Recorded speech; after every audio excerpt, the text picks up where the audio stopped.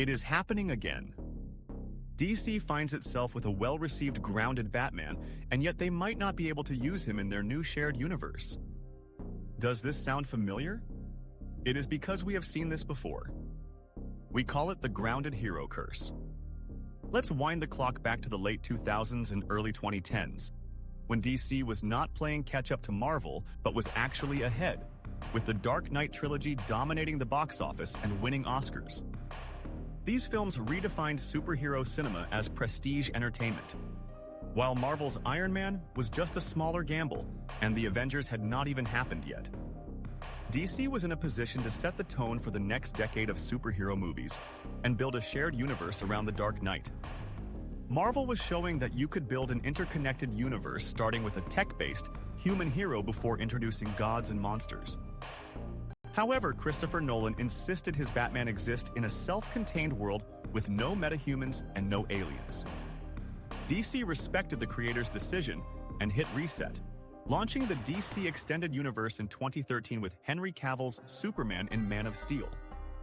They then introduced Ben Affleck as an older Batman, giving him no real backstory and no time for audiences to connect.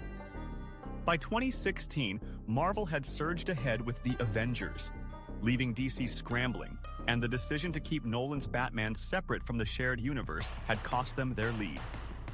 Now DC finds itself in an eerily familiar position, because in 2022, The Batman arrived, directed by Matt Reeves, and once again changed the game.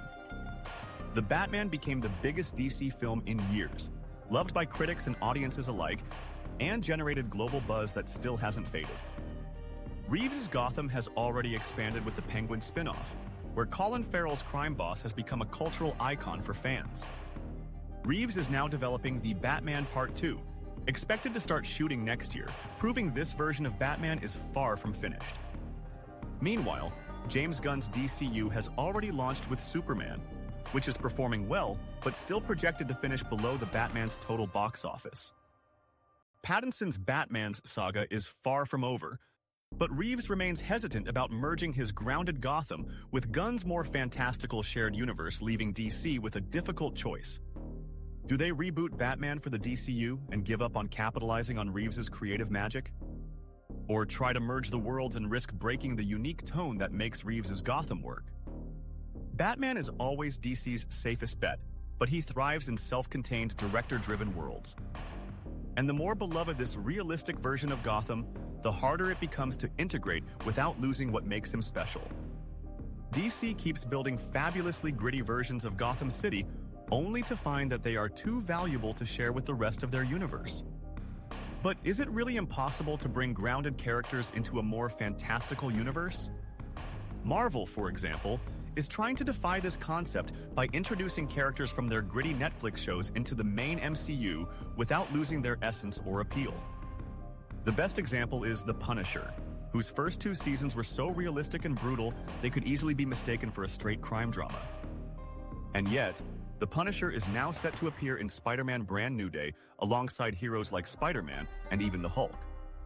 15 years ago, DC had the upper hand and let it slip to Marvel, and now, with Gunn's DCU already underway, they are standing at the very same crossroads. Will they finally find a way to bring their most bankable, grounded hero into the larger story? Or will history repeat with another reboot, another fractured continuity, and another missed opportunity to unite DC's biggest icons? What do you think? Should Reeves' Batman stay in his own world or join the DCU? Share your ideas in the comments below. If you enjoyed this deep dive, please like the video and subscribe to the channel because it really helps us create more content like this. Thanks for watching and see you in the next one.